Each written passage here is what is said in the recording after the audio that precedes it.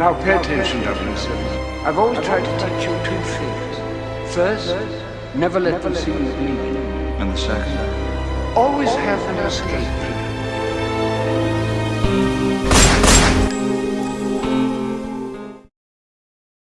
Good morning, good afternoon, good evening. I'm Christopher Morales, ThatOneBondGuy, and I'm super excited to have on with me somebody special from the community.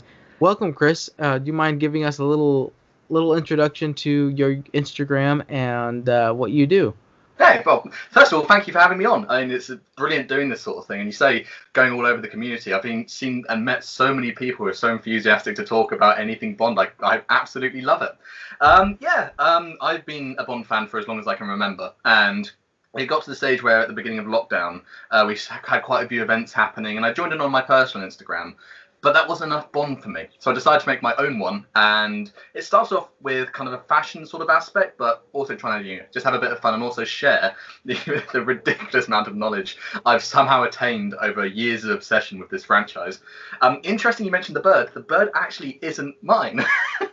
The bird belongs to Melanie in America, Burb James Burb. And basically one day I saw her bird singing the James Bond theme. And in my head I was like, there's so much fun that can be had with this. And I've been trying to, practice photoshopping, that sort of thing. And it started off with a picture of the bird on the end of my gun, and it's escalated from there. Like, Bourbon Brit is now a thing. It comes up far too frequently, but it's just a bit of fun, and it's thoroughly enjoyable. So yeah, I'm just taking it as it goes with my account at the moment. I'm still focusing on ties. My one thing is to try and get a homage tie from every Bond film. I've got 15 out of 25 so far, so I'm getting close. And yeah, just popping up, doing little bits, having some fantastic collabs with people like you, and yeah, just taking it. It's been a fantastic ride so far, and I'm really looking forward to this video. Awesome. And I mean, you guys, I'll make sure I'll link down in the description below to Chris's Instagram, but I've had the honor of being part of British or Bullshit or British or BS if I gotta censor it, but it was such a fun experience. Go check it out, you'll see what I'm talking about. I mean, he posts about it, and me and actually Ladies Who Bond, Jocelyn Sia, got the chance to be a part of his little series there, so that was super fun. But today I'm super excited because there's a topic that I want to talk about. The posters of James Bond, it's kind of what makes or breaks the movie in a way. I mean, you see the poster and you see something and it's supposed to hype you up. I know for No Time to Die, we got a really interesting poster, which we'll talk about in a few moments, but we got a really interesting teaser poster of Daniel Craig with a really aged face there. And then we got a really, really awesome one with him wearing the N. Peel sweater. So I mean, there's two different sides of the poster that you can see, and it really makes you want to go and grasp the movie. And then sometimes it makes you kind of question, do I want to even see the movies? My first question to you, Chris, is when watching Bond movies and looking at the posters, something that you kind of get excited about whenever you see a brand new poster or a brand new concept art for the next movie? It's a really interesting one. Like, when a new poster comes out, often there's the initial hype of the excitement.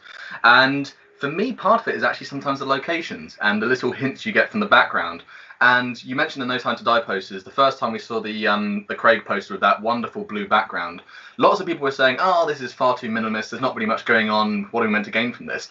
I just thought that little shot itself, it just sets the imagination going. And that's what gets me thinking about what part of the film this could be from. Like, just the fact that it kind of inspires you to think, oh, where's he coming out of? Where is he? Like, it looks kind of run down. The blue is a fantastic contrast. Why is he wearing a tuxedo? It looks out of place. And those little bits I find that are the ones that intrigue me the most, which is interesting because my favourite posters are actually the ones that are really cluttered and full of too many different things. There's been a definite trend with Bond movie posters that as the years have gone on, they've become more subtle, for want of a better phrase, and more toned down to the stage where Spectre was just Bond with the gun and the Day of the Dead picture behind him. It's an interesting trend, and it's a bizarre one because the posters are such a unique way of remembering parts of the film and seeing the film. Like, when you see the Thunderball poster and you got Connery wearing that bright orange thing, takes you there immediately. So it's also sometimes movie posters are actually better to see after the event, I find in some cases, because it's a nice little memory of certain parts of the film for me. So yeah, I spend a lot of time just thinking about this. I love to edit some posters too. Like I love I've with Ladies Who Bond, name drop there, where I added two of our faces into one movie poster, and it's great fun because you just get sucked into the moment doing it. So yeah, for me personally, it's just kind of the visual nostalgia in some cases and the imagination, how it sets off the thinking cells. Right. And I mean, for me, one of the things you notice, and the reason why I brought up this topic is because I've noticed, for me, when you walk into my Bond space or my Bond area, it's filled with posters. And I know you have the awesome poster from Diamonds Are Forever with the short tie, and there's many aspects of Bond memorabilia and things that we gravitate to, but it seems almost as if it's like mandatory to have a certain amount of posters because it just kind of invokes a certain type of memory and something that just gets us excited for it. I mean, from a collector standpoint, it's almost again mandatory to have a certain amount of posters. And I mean, I don't know if you know this, but I kind of did my research. Do you know who did the actual first poster for Dr. No? Oh, actually, off the top of my head, I can't say I do. Go on, inform me. It was a gentleman named Mitchell Hooks who did Dr. No. He was inspired, and it was from, again, like you said, which is kind of funny, the locations of which the movie was filmed. So that's why it has so many vibrant colors, so many, honestly, like from the yellow to the blue to the red. I mean, it's a great poster, and it's one of the posters I have in my collection that is the full-sized movie poster. Not only if it's because it's the first Bond movie, but it's because it has such a classic look to it. I mean, with Connery kind of doing that slumped over look with the gun.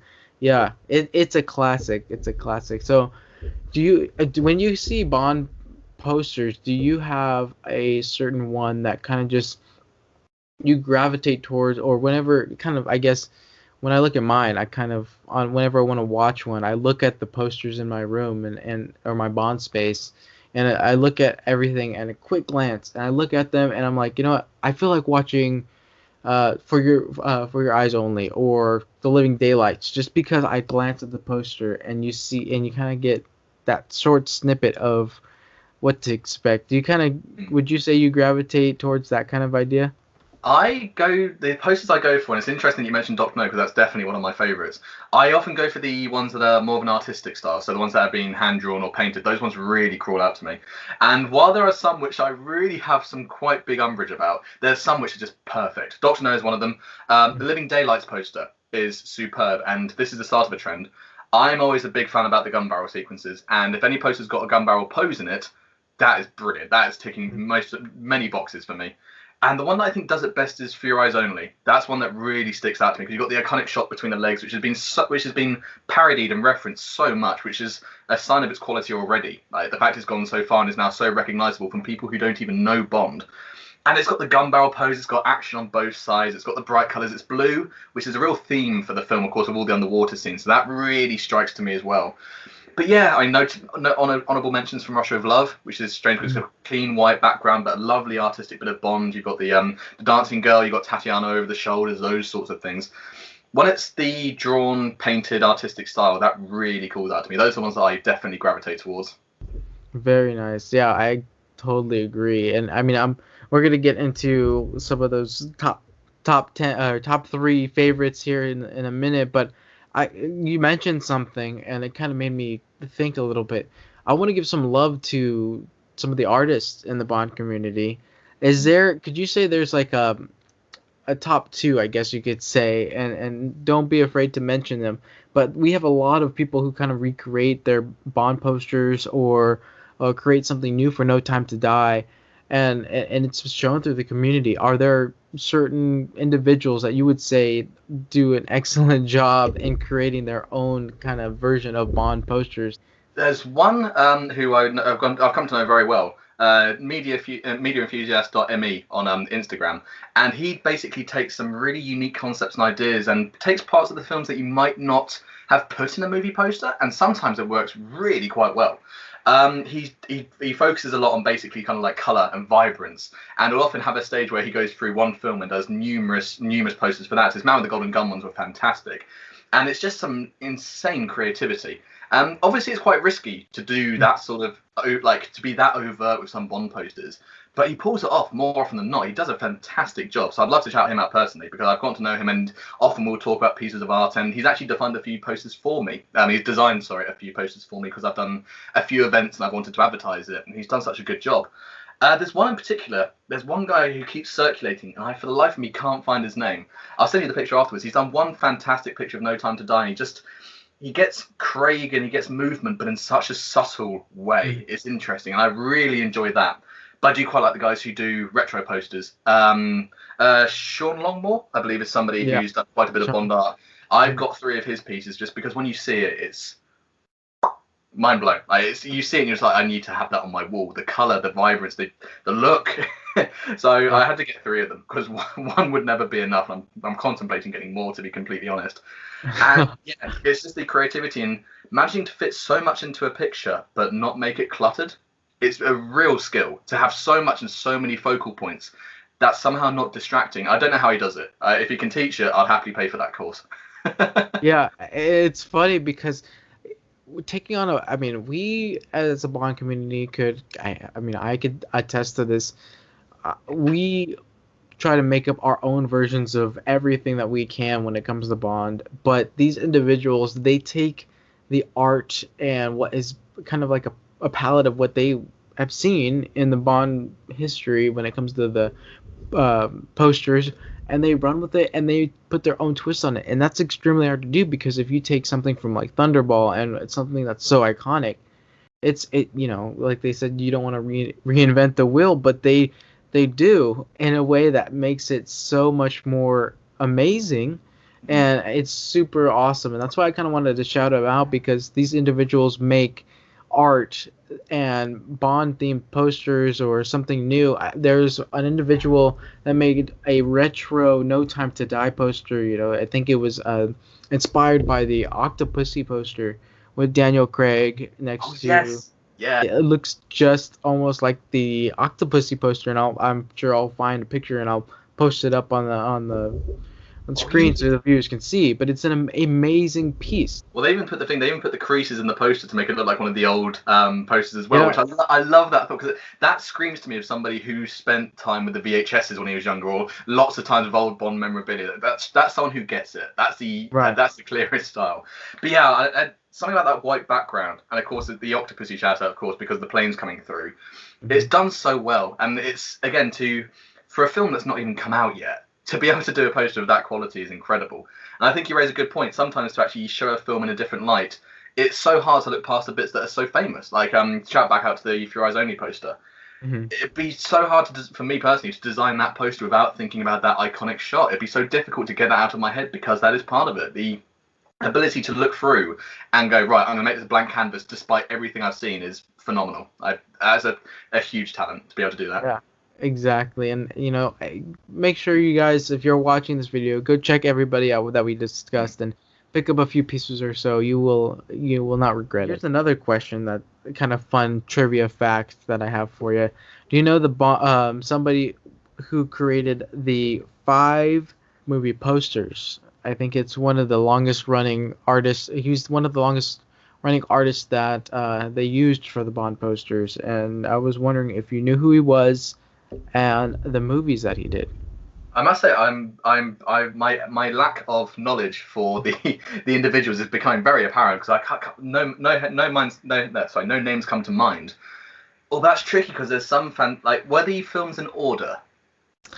Actually, yeah, yes, they were in a way, and they were the older films. I'll give you a hint. They go from Sean Connery to Lazenby, and then one Roger Moore. I'd have to imagine. Oh, because we had the very distinctive Dr. No poster. That style wasn't really replicated. From Russia of Love stood out, but that was kind of laid the template. You had Goldfinger, and the one that comes to mind for that was the actual pictures. Mm-hmm. So I'm gonna say the artist started at Fundable. Was it that guy? Yep. There you go. There we Hey, go. there you go. Oh, nice. His name was Robert E. McGinnis, I believe Oh, is how you I do pronounce know it. that He name. did 5. He did Thunderball, You Only Live Twice, Honor Majesties, Diamonds Are Forever, and The Man with the Golden Gun. From the research that I did, he did the longest run of movie posters. I'm sure there's somebody who, in the comments, that will, if there's somebody else who did multiple posters, they'll correct me in the comments, and please do. But that's when I did my research, that's the name that kept popping up, along with Mitchell Hooks, who did Doctor No, and he did all of those posters, 5 posters, 5 movie posters, and I think that's kind of amazing.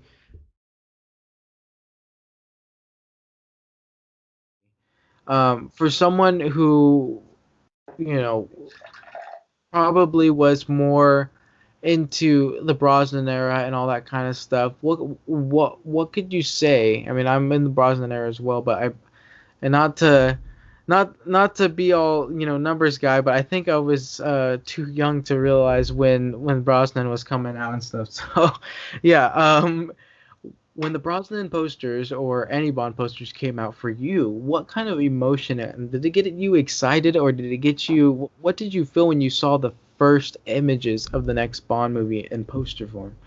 It's interesting because the first time I start remembering Bond is between The World Is Not Enough and Die Another Day. That's when my memory kind of kicked in because Die Another Day came out when I was 9 years old.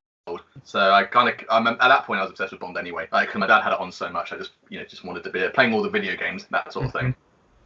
I don't remember seeing The World Is Not Enough poster for the first time, so I'll have to say Die Another Day. And the old village I used to live in, we had one really run-down cinema, and they could only have 2 films on at a time. And they had these 2 really grotty frames that they put these pictures in, and it could have been bigger than A4, like tiny. And I remember because my dad said, right, this will be the first Bond film you get to see in cinema. And I was like 9 years old, I was absolutely excited. And I remember walking past it, because we had to walk past it to get to the train station. Walking past it and then realizing they had that poster in for the first time. And on reflection, it's not a particularly good poster. I don't think it stands out too much. But at the time, it just made me go, what, crazy, wild, absolutely manic. And it's the picture of the PPK on the ice, and it's melting through. So, the P99. The P99, yeah. There's that picture of that melting through the ice. And I'm not sure 9-year-old me could really comprehend it. But like the fact there was so little made me want to see the film so much more. There's so much more I wanted to know about it. It's called Die Another Day. It's got ice. It's got the gun. Whoa! And that's probably ignited the imagination thing I was talking about earlier. That's probably where it starts to come from. And then that, of course, upgraded to the picture of Pierce Brosnan and Halle Berry coming in, and that poster and the Gustav Graves and the ice behind them. And that was one where that's really where that became exciting. That's my first standout memory from it. Following on from that, Casino Royale, Quantum of Solace, is a similar sort of thing. Seeing the posters was quite exciting. And I don't know why, but Skyfall hooked me. Skyfall was my favourite film, and it's the experience of watching it and the 2012 Olympics, I don't know, Bond in general. I don't know why. Somehow it got to me. And when that first poster was released, and it's the classic gun barrel, and it's a tuxedo, and it's just so subtly, quintessentially Bond. Like, I remember I was walking in, I guess you guys would call it a mall. We were walking through this huge shopping centre, and there's a vendor selling movie posters. And I remember seeing that Skyfall poster for the first time a couple of months, I think, before the film actually came out. And on the spot, I was like, I'm buying that. I'm buying that straight away. I want it. I have to have it. Yeah. So I paid £5 for it, kept it. I remember talking to my friend at the time saying, I hope I like the film. Otherwise, I'm going to have to put this poster somewhere where I can't see it very frequently. And then, yes, Skyfall came out. Amazing experience. I had Skyfall popcorn thing. And after the film, I took the box home, folded up and put it behind that picture frame. So now I've actually got the pre for the film and then the moment behind it. I need to dig that up because that's in storage somewhere. That's an Instagram post I could get. Yeah, there you go. But yeah, it was weird. And then since Skyfall, where that ignition of interest, it's been the same with every Bond film since. The Spectre ones have been intriguing. I'm so intrigued by No Time to Die. And it's just a shame that the moment I've got intrigued into the series, like really intrigued in this part of the series, there's been no damn films. Yeah, right. I know. I mean, what they've done for No Time to Die is the ultimate tease, and then they've thrown and created so many amazing posters and teaser posters. I mean, oh my goodness, we can only assume what to expect from it. And I think that's what's really cool about the Bond posters is that they can have so much fun with it, whether it's a teaser poster or it's the final movie poster with everything that's going on. But also one thing that I really do enjoy at least for me collecting, is the Bond branded posters, like whether it's Smirnoff or Belvedere or Bollinger. I have a Pierce Brosnan and Bollinger poster behind me that I really enjoy. Is there one, I guess you could say, a holy grail Bond memorabilia branded poster that if you could have right now, you would get? Is it one of them? But I don't think it'd be the Holy Grail. One of them is the Jim Beam one that's over your shoulder with the Sean. That's one I love. I adore that picture. Although it got somewhat ruined for me when I realised that they commissioned Connery for 3 pictures, I think, and just used the same headshot in each one. Yeah. I kind of took away some of the magic for me on those. Mm-hmm. What was it? Oh, I'm trying to think now, because there's so many times I've seen these posters and gone, that is so cool, and it's advertising. Like, obviously all posters are advertising, but advertising this sort of thing. Mm-hmm. Oh heavens, what is it? I think there's quite a few Brosnan watch ones which I really enjoy. Those are ones I quite like. Really trying to think of what it is. I think for short term, as a filler answer, there's one picture of Brosnan with an Omega, and he's like this against the BMW, I think, or possibly the Aston. That's one that stands out a lot, because I don't know how he does it. He just looks so damn cool all the time, and that's so annoying. Although I'll probably have to lean towards a video game poster. I'm not shy about admitting the fact I'm a huge gamer. I absolutely love it to bits. And there's been some great pieces of artwork of, like, some of them are quite comedic in ways. But there's one which was I think it's Brosnan holding a gun, or somebody trying to be James Bond, and instead of the gun, it's the game's controller. And I don't know why, that's sort of like unsubtle nerdiness. That's really so cool. I haven't seen that one. So you gotta send that to me. That actually seems pretty cool. There's one of that, and there's one where the game's controller is the bow tie. So it's just that shot of Bond, and then and it's like coming soon on PlayStation. That sort of thing I love. Yeah. So I'll probably go for that. I'll say that's a holy grail. If I could have that big on my wall, that's probably what I'd go for. Very nice. Very nice. All right, so I think we've come down to the point where, I'm very curious to know. We're gonna go kind of like the top 3 kind of rapid fire question type of thing. Your favorite all-time poster from each actor, starting with Sean Connery, and then Sean Connery straight away is going to be Dr. No. As we said, it's iconic. It's so well done. The yellow and the red writing is phenomenal. It's a retro movie poster, obviously, but it's one that is just so damn cool. And there's probably better, like, there's been pieces that have paid more attention throughout his tenure, but that one stands out to me. Can I say one thing that's a dishonorable mention from the Connery era? You know the You Only Live Twice poster, where he's on the side and he's got the gun, it's all going behind him? I love all of that poster until I realise he's holding on to the bars with his feet. If you look at his feet, he's gripping between the bars with his big toe and his little toe. Since I've noticed that, it's so my goodness. I noticed it for the first time. I was like, no. Like, who painted that? Like, you could have done suction cups. You could have done them hanging in a different way. But no, his big toe is literally over the bars. And I'm going to assume his big toe strength is so strong he can hold up his entire body weight in a complete... I can't do that with my arms, let alone my big toe. Oh my goodness. I haven't noticed that. Wow. That's hilarious. Look at it. It's once you've seen it, I'm sorry for everyone who's watching this. Once you've seen it, you can't unsee it. And it's such a good poster that has been destroyed by that one toe. So I guess we could skip over Lazenby, because that's an amazing poster too as well, but he only has one. So Roger Moore. Roger Moore, I alluded to it earlier, and there's some great Roger Moore pieces, like especially Man with Golden Gun we talked about. That's a superb one. Live and Let Die, that explosion and the way it comes into it is fantastic. I really do like the Golden Gun where it's got from Scaramanga's perspective. That stands out to me a lot. But For Your Eyes Only, that iconic picture, as I said, it's been parodied and referenced so much, it just goes to show how standout it is. And it is quintessentially Bond to me personally. To have that picture that kind of sums up most of Bond, or at least Roger Moore's tenure at least, in a nutshell. That does it so well, and it's such a simple idea. So that one for me. I also love the fact that every single Roger Moore Bond poster that they've created makes him look younger than he actually is in the film. It gets to the stage when you look at View to a Kill, you're like, come on. Like, whether it's the Eiffel Tower picture or the Golden Gate picture, you're like, no, that is far too generous. Right, exactly. Like, shoot, I wish all my pictures would look like that. Dang. Timothy Dalton. Dalton, just because it's such a like, I have nothing against the License to Kill poster, but my word, does it scream 80s? Like the colors, the pictures, and it's very sort of like, oh, we're gonna put this together. And the picture of Dalton running is a little bit awkward. So, and in comparison to Living Daylights, which is probably the holy grail in my opinion of overall Bond posters, it's got the gun barrel, it's got all the action, it's got that cool pose. That is probably almost unbeatable in comparison to many other posters. That one stands out to me so much. I love that one. Nice. Brosnan. Brosnan's a tricky one because now nostalgia is going to start playing a part.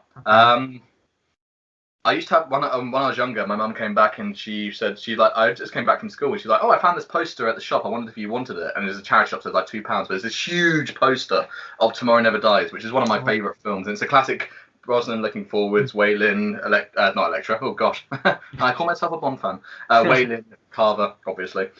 That one is one I love on a very personal and sentimental level because that was on my wall for as long as I can count. But I think possibly the GoldenEye one does it better because GoldenEye is like the way the faces are kind of sepia tone, for example, the explosion, the 007 in the background, all that sort of thing. That's great to me. And despite the fact what people say that his hand makes it look like he's got a really wide smile, that's not bothered me. I can still see it without that, so I don't mind. I don't mind that one. Very nice. Now, finally, the Craig era. Now, this is an interesting one because as much as I like the minimalism, it has taken a bit of a downturn in recent years. Casino Royale, you had the couple of Bonds and then the turn, or then later reintroduced with him and Vesper behind him, which was a lovely picture. I prefer the black and white.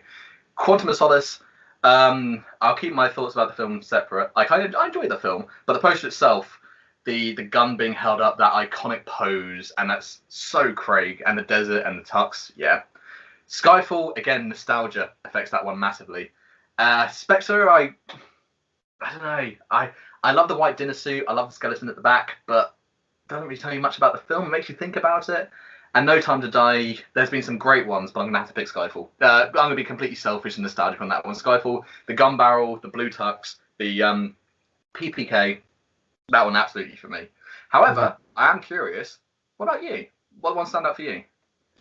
Oh, shoot. I have to agree with most of your choices, but I have to go with Goldfinger as one of the most iconic for me. I mean, you have the Golden Girl. There's so many different adaptations for it, but the one that I think of is with the Golden Girl in the background and the 3-tier pictures, of the scenes. That for me, honestly, just is iconic. And what I look for in a poster, and whenever I look to get one to post on my put up on my wall, is something that invokes again the emotion that you get from watching the film. And I think that Goldfinger one really does the trick. And it just, whenever I look at it, I'm like, I remember that scene. I know exactly what I felt or how I felt at that scene. It's great. It's memories. I have to say, at the end of the day, Goldfinger is probably one of my favorites of all time. So it's also got that great line: "Everything he touches turns to excitement." And from just that line, it sums it up so brilliantly. They tried it again with Thunderball and really did pull it off as well because they had the villains that he'd gone through, and that one did. And it's interesting to see the first few runs of right after Dr. No, they did I guess I don't know the correct term to do it or to say it, but they did the 3-tier statement type of thing for look up for Thunderball, look up, look out, look down, look out, look up, look down, out, yeah. And then they did it for Majesty's, far up, far out, far more. All those. It just that 3-tier of wording and 3 tiers of statements just totally speaks retro Bond for me, and I absolutely love that. All right, now everything we talked about, which has been a lot of fun. If you could have only three Bond posters that you could only have up on your wall for the rest of your life, which would be the 3 posters you would go with? First of all, I want to preference. I'm gutted I'm not in the room that has all my posters behind me, because that would have been a better setting. But the issue is the cat would have been so close you'd only seen a corner of one. So I'll let you know. There's lots of pictures just down the corner. I promise. That's an interesting one, because it's when you pick three, it's not just personal choice. This is now kind of summing up what Bond is to you. This now takes it slightly further, because you can pick your three favourites, but it might not sum up exactly what it all means and how much it is a significant thing to you. So I think for a start, For Eyes Only, I banged on enough about that. The film I enjoy thoroughly. It's a good film, but it's not one of my favourites by any means. But that poster sums up Bond completely. So that one's going in the middle. That's the landscape one that's going straight in the middle of my wall. To the right, I'm going to be completely selfish. I'm going to go nostalgia, and I'm going to go personal feeling. The Skyfall picture. That's going to go there because I need one picture for that. But then after that, that's the thing. I've now got Raw. I've now got Moore. I've now got Craig. So just by process of elimination, as much as I love you, Tim Dalton, I think your films are great, I'm going to have to go for a Connery picture, because, he's the man who is Bond, essentially. He's the first Bond. He's the quintessential one. And even though I think The Living Daylights is a better poster, that Dr. No picture, that yellow, that fantastic, every time I watch that film, I want to go back to the Caribbean. I've got heritage in the Caribbean. It means a lot to me. The red standout, the classic title, the thin font, and I don't know how he does it. No one's never looked more cool for a stage picture than somehow Sean Connery, not only just on his leg with the gun, but winking. I mean, that should be grotesque. That should be really offensive. So stand up, but he pulls it off so well. And it's got that classic retro vibe, the first Bond film, and the fact they loved exclamation marks back in the 60s. All over it. Yeah. So that would be my three. That'd be my three. Dr. No on the left-hand side. In the middle, we had For Eyes Only. On the right, we had Skyfall, because that doesn't just show my love of Bond, but it shows Bond as a timeline. That's a timeline of Bond for me personally. What about you? Beautiful. Oh, that's a good one. I have to go with, like I said earlier, Goldfinger, and then I have to go. I completely agree with you on the Skyfall one, because it's just it's modern, but it's still vintage Bond in a way. It's something that sums up everything that you can think of when it comes to James Bond. I'm not going to say No Time to Die just yet, because obviously the film hasn't come out. But, I mean, there's a lot of great candidates for No Time to Die. But, and then, so it'd be to the left, Goldfinger. I like to do mine kind of in movie order, I guess you'd say time order, just because you could see the progression, which is another thing, too, which I think is pretty cool. So go Goldfinger, and the middle would be difficult. I have to go maybe a classic Roger Moore, because you have the artist's work with everything in there.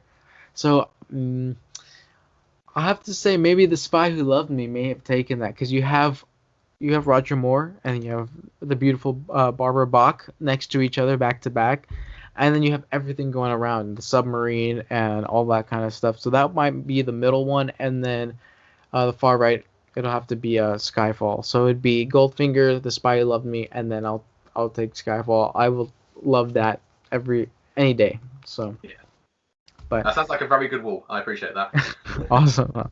So Chris, I just want to say thank you so much for hanging out, and I'm so excited with the fact that you were able to hang out and be on the channel and talking about the posters of James Bond, because again, I think it is such a big, important part of Bond fandom. First of all, I want to say thank you for having me on. This has been great fun. You say it's been 37 minutes. I could talk for at least 4 times that amount of time about this sort of thing. It's great. And it's nice to talk about something that's not really referenced that much. We see the film posters so much, but you never hear opinions about it apart from I like it or I dislike it. So to go into a bit more detail has been fantastic fun. And I think after possibly one more cider, I might be going to eBay and getting a few more for my wall. There you go. But yes, on Instagram, I am at British Bond Addict. It's a big picture with a tie, and it's got a Union Jack on it. I mean, I'm really trying to milk whatever British aspect I can from this. Thank you ever so much again for having me on. I've absolutely loved it, and it's been great to express this. So thank you so much. Be sure to go check out Chris. He's an amazing dude. He's always at all the events, and he's just an amazing gentleman. So, Chris, again, thank you so much for hanging out. everyone, thanks for tuning in to this very special and super exciting video of the posters of James Bond. And I'm Christopher Morales, that one Bond guy, and I will see you guys on the very next episode, video, whatever it may be. And everyone, be safe, take care, see ya.